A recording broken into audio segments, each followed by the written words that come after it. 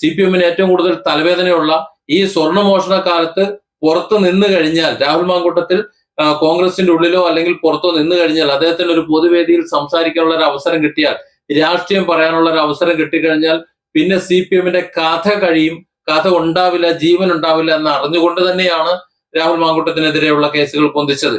ഇനി അത്തരത്തിലുള്ള പെണ്ണ് കേസുകളോ മറ്റോ രാഹുൽ മാങ്കൂട്ടത്തിന് ഉണ്ട് എന്ന് പാർട്ടിക്ക് അറിയാമായിരുന്നുണ്ടെങ്കിൽ എന്നോ ചെയ്യാമായിരുന്നു. ഇത് സ്വർണ്ണക്കള്ളവരെ കാത്തിക്കേണ്ട വല്ല ആവശ്യമുണ്ടോ? നമസ്കാരം. ഭഗവാൻ രാഹുൽ മാങ്കൂട്ടത്തിനും അങ്ങനെ ശബരിമല കൊള്ളക്കേസിൽ നിന്ന് CPM-നെ രക്ഷിക്കാൻ സാധിച്ചില്ല. ലാബ് റിപ്പോർട്ട് പുറത്തു വരുമ്പോ കൊള്ള നടന്നു എന്ന് തന്നെയാണ്. വിജയമല്യൊക്കെ കൊടുത്തിട്ടുള്ള, അല്ലെങ്കിൽ ഭക്തർ കൊടുത്തിട്ടുള്ള, അറിയാമല്ലോ ഭക്തർ എങ്ങനെയാണ് കൊടുക്കുന്നത് എന്ന്. നമ്മൾ ഉദ്ദേശിക്കുന്ന വിധത്തിലൊന്നല്ല. ഉത്തരേന്ത്യയിൽ നിന്ന് പോലും ആൾക്കാർ വരുന്നുണ്ട്, ദക്ഷിണേന്ത്യയിൽ നിന്ന് നടന്നു വരുന്നുണ്ട്.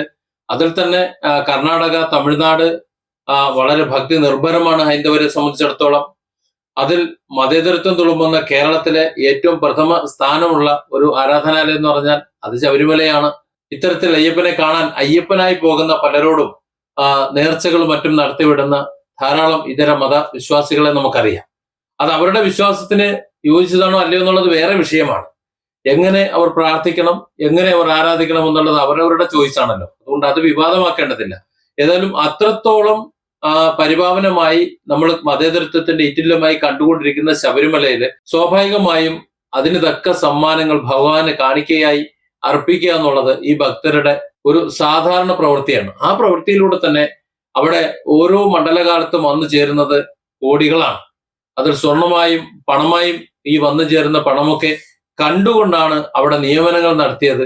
അതൊക്കെ അടിച്ചു മാറ്റാൻ വേണ്ടിയിട്ടാണ് നിയമനങ്ങൾ ഇപ്പോ ചിലരെയൊക്കെ പ്രത്യേകിച്ച് അവിടെ കൊണ്ട് പോസ്റ്റ് ചെയ്തത് എന്നാണ് ഈ സ്വർണ്ണക്കൊള്ളയിൽ നിന്ന് മനസ്സിലാകുന്നത്. ഇതുവരെ പറഞ്ഞിരുന്നത് ശാസ്ത്രീയ തെളിവുകളൊന്നുമില്ല, സ്വർണം മോഷണം പോയെന്ന് യാതൊരു തെളിവുമില്ല, പോറ്റിയെ വെറുതെ പിടിച്ചകത്തിട്ടേക്കാണ്, ബാക്കി നമ്മുടെ സഖാക്കളെ നേതാക്കന്മാരെ വെറുതെ പൂട്ടിയിട്ടേക്കാണ്, ഒന്നും നടക്കാൻ പോകുന്നില്ല. നമ്മളും കരുതിയത് ശരി തന്നെയാണോ? ഒന്നും നടക്കാൻ പോകുന്നില്ല. കാരണം ഇവരുടെ ഭരണത്തിന്മേൽ അല്ലെങ്കിൽ ഇവരുടെ അന്വേഷണത്തിന് കീഴിൽ കോടതി പറഞ്ഞാലും കേൾക്കാത്ത ഒരു ഭരണ സംവിധാനം ഇവിടെ ഉള്ളപ്പോ ഏത് വിധത്തിലാണ് ലാബ് റിപ്പോർട്ട് വരിക എന്നൊന്നും അറിയില്ലായിരുന്നു. ഏതായാലും ലാബ് റിപ്പോർട്ട് പുറത്തു വരുമ്പോ ശബരിമലയിൽ സ്വർണ്ണ മോഷണം നടന്നു എന്ന് തന്നെയാണ്. ഇവിടെ CPM-ന് ഒരു വലിയ അടി കിട്ടുകയാണ്. അറിയാമല്ലോ, കുറെ കാലമായിട്ട് ഇവിടെ നടക്കുന്നത് ഒരു സ്വർണ്ണ കൊള്ളപ്പാട്ട്. എന്താണ്? സ്വർണം കട്ടതാരപ്പ, സഖാക്കളാണ് അയ്യപ്പ എന്നുള്ള ഒരൊറ്റ പാട്ട്. ആ ഒരൊറ്റ പാട്ടിൽ തന്നെ വിരളി പിടിച്ചുകൊണ്ട് സകലരും തൂക്കിയകത്തിടാൻ നോക്കുന്നത് കണ്ടു. അതാണ് നമ്മൾ ആദ്യം കാണുന്നത്. എന്നാൽ അതേസമയം തന്നെ ആ സ്വർണ്ണക്കൊള്ളയിൽ നിന്ന് വഴിമാറ്റാൻ വേണ്ടി രാഹുൽ മാങ്കൂട്ടത്തിന്റെ പിന്നാലെ പോകുന്നത് കണ്ടു. കാരണം രാഹുലാണ് അതിന് ഏറ്റവും പറ്റിയ ആൾ. നെയ്യപ്പം തിന്നാൽ രണ്ടുണ്ട് കാര്യം എന്ന് പറയുന്നത് പോലെ CPM-ന് ഏറ്റവും കൂടുതൽ തലവേദനയുള്ള ഈ സ്വർണ്ണമോഷണ കാലത്ത് പുറത്ത് നിന്ന് കഴിഞ്ഞാൽ, രാഹുൽ മാങ്കൂട്ടത്തിൽ കോൺഗ്രസിന്റെ ഉള്ളിലോ അല്ലെങ്കിൽ പുറത്തോ നിന്ന് കഴിഞ്ഞാൽ, അദ്ദേഹത്തിന് ഒരു പൊതുവേദിയിൽ സംസാരിക്കാനുള്ള ഒരു അവസരം കിട്ടിയാൽ, രാഷ്ട്രീയം പറയാനുള്ള ഒരു അവസരം കിട്ടിക്കഴിഞ്ഞാൽ പിന്നെ CPM-ന്റെ കഥ കഴിയും, കഥ ഉണ്ടാവില്ല, ജീവൻ ഉണ്ടാവില്ല എന്ന് അറിഞ്ഞുകൊണ്ട് തന്നെയാണ് രാഹുൽ മാങ്കൂട്ടത്തിനെതിരെയുള്ള കേസുകൾ പൊന്തിച്ചത്. ഇനി അത്തരത്തിലുള്ള പെണ്ണ് കേസുകളോ മറ്റോ രാഹുൽ മാങ്കൂട്ടത്തിന് ഉണ്ട് എന്ന് പാർട്ടിക്ക് അറിയാമായിരുന്നുണ്ടെങ്കിൽ എന്നോ ചെയ്യാമായിരുന്നു. ഇത് സ്വർണ്ണക്കള്ളവരെ കാത്തിക്കേണ്ട വല്ല ആവശ്യമുണ്ടോ? അതുകൊണ്ടാണ് രാഹുൽ മാങ്കൂട്ടത്തിന്റെ മണ്ടയിൽ ഈ കാര്യം എടുത്തിട്ടത്. എന്നാൽ രാഹുൽ മാങ്കൂട്ടത്തിന്റെ മണ്ടയിൽ കാര്യങ്ങൾ എടുത്തിട്ട് രാഹുൽ മാങ്കൂട്ടത്തിനെ പെണ്ണ് കേസിൽ പെടുത്തിയിട്ടും ഈ ശബരിമല അങ്ങോട്ട് മാറുന്നില്ല. അത് മാത്രമല്ല, ഈ ശബരിമലയിൽ സ്വർണ്ണക്കൊള്ള സഖാക്കളെ സംബന്ധിച്ചിടത്തോളം 10 വർഷത്തെ ഭരണം നടത്തിയിട്ടുള്ള സർക്കാരിനെ സംബന്ധിച്ചിടത്തോളം, അവരുടെ പ്രവർത്തകരെ സംബന്ധിച്ചിടത്തോളം, ജനങ്ങളെ സംബന്ധിച്ചിടത്തോളം വളരെ വിശ്വാസരഹിതമായ ഒരു മേഖലയിലായിപ്പോയി. കാരണം ഒരു നിലയ്ക്ക് മുന്നിൽ CPM-നോട് വിജയിക്കാൻ പറ്റില്ല, ജനങ്ങളുടെ മുന്നിൽ എഴുന്നേറ്റ് നിൽക്കാൻ പറ്റില്ല, മുഖത്ത് നോക്കാൻ പറ്റില്ല എന്നൊരു അവസ്ഥയായി. ആ അവസ്ഥയിൽ അതിനെ മറികടക്കാൻ വേണ്ടിയിട്ടാണ് ഞങ്ങളുടെ ഇരകളായിട്ടുള്ള സ്ത്രീകളുടെ കൂടെയാണ്, അവർക്ക് വേണ്ടിയിട്ട് ഏതറ്റം വരെ നമ്മൾ പോകും എന്ന് കാണിച്ചുകൊണ്ട് ഒരു ജനകീയ മുഖം കൊണ്ടുവരാൻ രാഹുൽ മാങ്കൂട്ടത്തിനകത്താക്കാൻ ശ്രമിച്ചത്. എന്നാൽ അത് തിരിഞ്ഞടിക്കുന്നതാണ് കാണുന്നത്. ആദ്യത്തെ ഒരു കേസ് വന്നു. ആ കേസിൽ തുടക്കത്തിൽ ഒരു 2-3 ദിവസം രാഹുൽ മാങ്കൂട്ടത്തിന് ഒരൽപ്പം ക്ഷീണമുണ്ടായി, സത്യം തന്നെയാണ്. പക്ഷെ അത് കഴിഞ്ഞപ്പോൾ രാഹുൽ മാങ്കൂട്ടത്തിന് അനുകൂലമായി അത് മാറുന്നതാണ് കണ്ടത്. കാരണം അത് ഇവരുടെ ചില ക്യാപ്സ്യൂളുകളുടെയും മറ്റും പ്രവർത്തനങ്ങളുടെയും പ്രഖ്യാപനങ്ങളുടെയും ആ കേസിന്റെ പോക്കുകളുടെയൊക്കെ ഗതി കാണുമ്പോൾ ജനങ്ങൾക്ക് മനസ്സിലാകുന്നതാണ്. അതിനുശേഷം ജാമ്യം കിട്ടാതിരിക്കാൻ വേണ്ടി രണ്ടാമത്തെ ഒരു കേസ് വന്നതോടുകൂടി അതങ്ങ് തീരുമാനമായി. ആ രണ്ടാമത്തെ കേസ് ഒന്നിനും പറ്റാത്ത ഒരവസ്ഥ വരുമെന്ന് കണ്ടപ്പോൾ മൂന്നാമതൊരൽപ്പം തെളിവുള്ള മറ്റൊരു കേസ് കുത്തിപ്പൊക്കിക്കൊണ്ട് വന്നതും അത് ഫ്രെയിം ചെയ്ത് വന്നപ്പോഴേക്കും അതെങ്ങനെയോ ലീക്കായിപ്പോയി. നമ്മൾ ലീക്ക് വീരാൻ പറഞ്ഞതുപോലെ എങ്ങനെയോ അത് ലീക്കായി ജനങ്ങൾ അറിഞ്ഞതുകൊണ്ട് അത് ചീറ്റിപ്പോയി. അതിനുശേഷം മൂന്നാമത്തെ കേസ് ഇപ്പൊ കൊണ്ടുവന്ന് ആ മൂന്നാമത്തെ കേസാണ് ഇപ്പോ ചീറ്റിപ്പോകുന്ന ഒരു അവസ്ഥയിലേക്ക് വരുന്നത്. ഇരകളാണ് എന്നുണ്ടെങ്കിൽ അവർക്ക് നീതി കിട്ടട്ടെ, നീതി കിട്ടണ്ടെന്ന് ഒരിക്കലും ഞാൻ പറയുന്നില്ല. അതിന്റെ ഉള്ളിലുള്ള രാഷ്ട്രീയം അതൊരിക്കലും അനുവദിച്ചു കൊടുക്കാൻ പറ്റുന്നില്ല എന്ന് മാത്രമേ പറയുന്നുള്ളൂ. ഇവിടെ രാഹുൽ മാങ്കൂട്ടത്തിനെ മുന്നിൽ ഇപ്പോൾ നിർത്തിയതിന്റെ കാരണം ഈ ഇരകൾക്ക് നീതി വാങ്ങിക്കൊടുക്കാൻ CPM നേതൃത്വം ഇപ്പൊ ശ്രമിച്ചതിന്റെ പ്രധാന കാരണം സ്വർണ്ണക്കൊള്ള തന്നെയാണ്. കാരണം ജനങ്ങളെ സ്വർണ്ണക്കൊള്ള എന്ന് പറയുന്ന ആ ഒരു വിഷയത്തിൽ നിന്ന് മാറ്റി നിർത്തുക, പക്ഷെ അവിടെ ഏറ്റില്ല. അത് ഏൽക്കാതെ വന്നപ്പോഴാണ് BJP ഈ അടുത്ത കാലത്ത് ഒരു പ്രഖ്യാപനം നടത്തിയത്. അതായത് കേരളത്തെ സംബന്ധിച്ചിടത്തോളം മുസ്ലിം വിഭാഗങ്ങളിൽ കുറെ സംഖ്യകൾ കാട്ടിക്കൂട്ടി വെച്ചിട്ടുള്ള വൃത്തികേടുകൾ കാരണം എന്ന് പറഞ്ഞാൽ അവരുടെ വാക്കുകൾ മുസ്ലിം വിഭാഗത്തെയും മറ്റുള്ളവരെയും വേദനിപ്പിക്കുന്ന ഒരുപാട് വാക്കുകൾ ഈ ചാനൽ ചർച്ചകളിൽ ഇരുന്ന് സംസാരിക്കുന്ന അല്ലെങ്കിൽ സമൂഹ മാധ്യമങ്ങളിൽ ഇരുന്ന് സംസാരിക്കുന്ന കുറെ സംഖ്യകൾ ചെയ്യാറുണ്ട്. ആ സംഖ്യകൾ എപ്പോഴും BJPക്കും സംഘപരിവാറിനും ഒരു തലവേദന തന്നെയാണ്. അപ്പോ അവരുടെ ആ ഒരു പ്രഖ്യാപനങ്ങളും പ്രഘോഷണങ്ങളും നിമിത്തം കേരളത്തിലെ മുസ്ലിങ്ങൾക്ക് ഒരുപാട് വിഷമമുണ്ട്, മാനസികമായി BJPയുടെ ഒരു വൈമുഖ്യമുണ്ട്. അതുകൊണ്ട് അത് മാറ്റാൻ വേണ്ടി മുസ്ലിം ഭവനങ്ങൾ എല്ലാ BJP പ്രവർത്തകരും, പ്രത്യേകിച്ച് മൈനോറിറ്റി മോർച്ചന്റെ പ്രവർത്തകർ, അവരുടെ നേതാക്കൾ ഇവരെല്ലാവരും സന്ദർശിച്ചുകൊണ്ട് മുസ്ലിം ഭവനങ്ങൾ സന്ദർശിച്ചുകൊണ്ട് അവരുമായിട്ടുള്ള ഒരു ബന്ധം ഉണ്ടാക്കണം, അത് സൂക്ഷിക്കണമെന്ന് ഡോക്ടർ അബ്ദുസലാമിന്റെ നേതൃത്വത്തിൽ അത് നടപ്പിലാക്കണമെന്ന് BJP തീരുമാനിച്ചപ്പോ അതാണ് ഇവിടെ CPM മാതൃകയാക്കി പിന്നീട് എടുക്കുന്നത്. അതായത് പാർട്ടി പ്രവർത്തകർ എല്ലാ വീടുകളിലും കയറി ഇറങ്ങണം. എല്ലാ വീടുകളിലും കയറി ഇറങ്ങി ഇപ്പോ CPMനെ വിളിക്കാനുള്ള തെറികൾ എല്ലാവരും പാഴ്സലാക്കി റെഡിയാക്കി വെച്ചിട്ടുണ്ട്. ആ തെറികളെല്ലാം അങ്ങോട്ട് ഏറ്റെടുക്കണം. വിളിക്കുന്ന തെറികൾ മുഴുവൻ കേട്ടോളണം. പ്രാദേശിക നേതാക്കൾ കേൾക്കട്ടെ. അതായത് ഇവിടെ CPM നേതാക്കൾ നടത്തിയിട്ടുള്ള ശബരിമല സ്വർണ്ണക്കൊള്ളയായാലും ഇനി അതല്ല ഖജനാവിനെ കട്ടുമുടിച്ചതായാലും, അതായത് നേതാക്കന്മാർ കാണിച്ചിട്ടുള്ള സകല തെമ്മാടിത്തരങ്ങൾക്കും സകല തോന്നിയാസത്തരങ്ങൾക്കും അണികളായിട്ടുള്ള അല്ലെങ്കിൽ അവരുടെ പ്രാദേശിക നേതാക്കളായിട്ടുള്ള അവർ മറ്റുള്ളവരിൽ നിന്ന് തെറി കേൾക്കട്ടെ അവിടെയും നേതാക്കൾ രക്ഷപ്പെട്ടു പോവാണ്. ഈ തെറി കേൾക്കുന്നത് മുഴുവൻ സാധാരണക്കാരാണ്.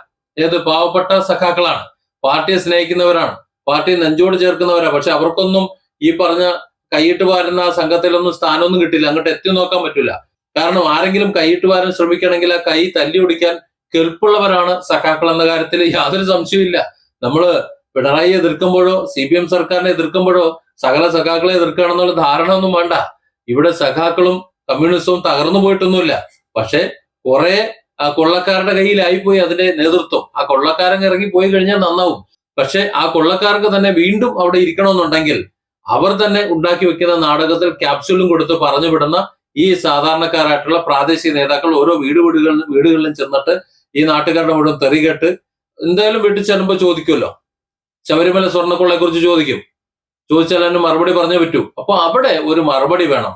അതിനുള്ള ക്യാപ്സ്യൂൾ കൊടുത്താണ് വിടുന്നത്. കോൺഗ്രസ് ആണ് ശബരിമല കൊള്ള ഉണ്ടാക്കി വെച്ചത് എന്ന്, തുടങ്ങി വെച്ചത് എന്ന്.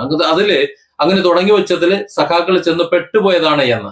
അതായത് കോൺഗ്രസ് ഉണ്ടാക്കി വെച്ച സ്വർണ്ണക്കൊള്ള കമ്മ്യൂണിസ്റ്റ് പാർട്ടിയിലെ ഒരു വിഭാഗം ഏറ്റെടുത്തു പോയതാണ് എന്ന്. അതായത് ഈ കൊടിമരത്തിന്റെ പുനർനിർമ്മാണ കർമ്മങ്ങളൊക്കെ നടക്കുന്ന സമയത്ത് അതിന്റെ മുകളിലുള്ള വാജിവാഹനം അടക്കമുള്ള മറ്റു കാര്യങ്ങൾ അതൊക്കെ വേറെ നിയമിക്കുക ചെയ്യാം. അപ്പോൾ ആദ്യത്തെ ആ പാർട്ടികൾ അത് മാറ്റിക്കഴിഞ്ഞാൽ അത് കർമ്മിക്ക്, അതായത് അവിടെ തന്ത്രിക്ക് അത് കൊടുക്കും. തന്ത്രിയാണ് അതിന് അവകാശം എന്ന രീതിയിൽ തന്ത്രിക്ക് കൊടുക്കുന്ന ഒരു ചടങ്ങായിരുന്നു കണ്ടുവന്നിരുന്നത്. എന്നാൽ 2012 അതിനൊരു മാറ്റം വരുത്തി ഒരു ദേവസ്വം ബോർഡിൽ ഒരു പരിഷ്കാരം വരുത്തിയിരുന്നു. അത് തന്ത്രിക്ക് കൊടുക്കുന്നില്ല, അത് ദേവസ്വം ബോർഡിന്റെ സ്വത്തായിട്ട് തന്നെ സൂക്ഷിക്കാമെന്നൊരു തീരുമാനമെടുത്തിരുന്നു.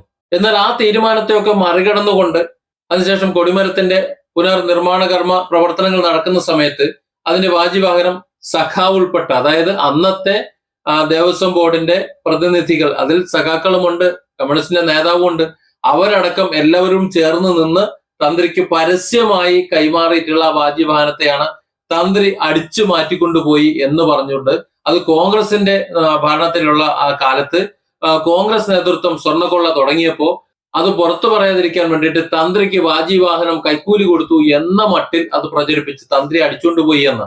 എന്നാൽ അത് പരസ്യമായി കൊടുത്തതാണ് എന്ന് പിന്നീട് തെളിവ് വന്നു. എന്നാൽ ഇത് വിവാദമായപ്പോ, ഈ അടുത്ത കാലത്ത് വിവാദമാകുമ്പോൾ എനിക്ക് അങ്ങനെ വിവാദമായ ഒരു മുതൽ വേണ്ട, നിങ്ങൾ കൊണ്ടുപോയിക്കോളൂ എന്ന് ദേവസ്വം ബോർഡിനോട് തന്ത്രി പറയുകയും ചെയ്തു. അതിനെയും വിവാദമാക്കി ഇവിടെ CPM. അതായത് കള്ളത്തരം പിടിച്ചപ്പോ കൊണ്ടുപോകാൻ പറഞ്ഞു എന്ന്. അങ്ങനെ എല്ലാ അർത്ഥത്തിലും പരിശ്രമിച്ചിട്ട് പരാജയപ്പെട്ടതിന് ശേഷമാണ് രാഹുലിന്റെ പിന്നാലെ പോകുന്നത്.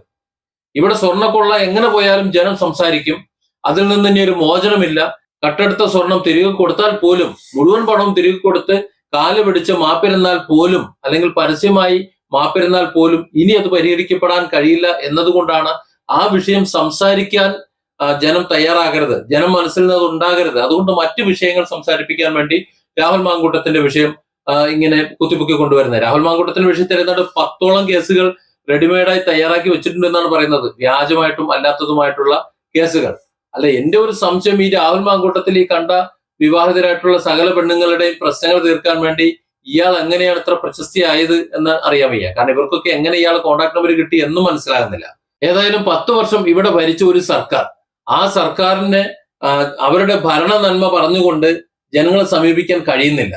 ആകെ ഈ 10 വർഷം കൊണ്ട് അവർ നേടിയെടുത്തിട്ട് ശബരിമലയിലെ ആ പരിപാവനമായ പൂങ്കാവനത്തിന്റെ സ്വർണം മുഴുവൻ കട്ടെടുത്തുകൊണ്ട് പോയിട്ടുള്ള കള്ളന്മാർ എന്നുള്ളൊരു പദവി ഏറ്റെടുത്തു എന്നുള്ള ഒരൊറ്റ കാര്യമാണ്.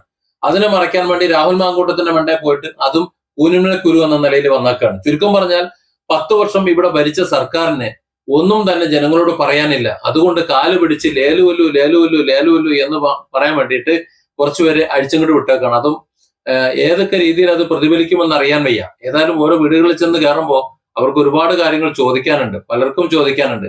ശബരിമല ചോദിക്കാനുണ്ടാവും, അതുപോലെ വെള്ളാപ്പള്ളിയെ പറ്റി ചോദിക്കാനുണ്ടാവും, അങ്ങനെ ഒത്തിരി കാര്യങ്ങൾ ചോദിക്കാനുണ്ടാവും. ഇതൊക്കെ മറുപടി പറഞ്ഞ് നമ്മളെ പാവപ്പെട്ട യഥാർത്ഥ സഖാക്കൾ നാവ് കുഴഞ്ഞു വീഴും എന്ന കാര്യത്തിൽ സംശയമില്ല. Different angles. Don't forget to subscribe and support this channel.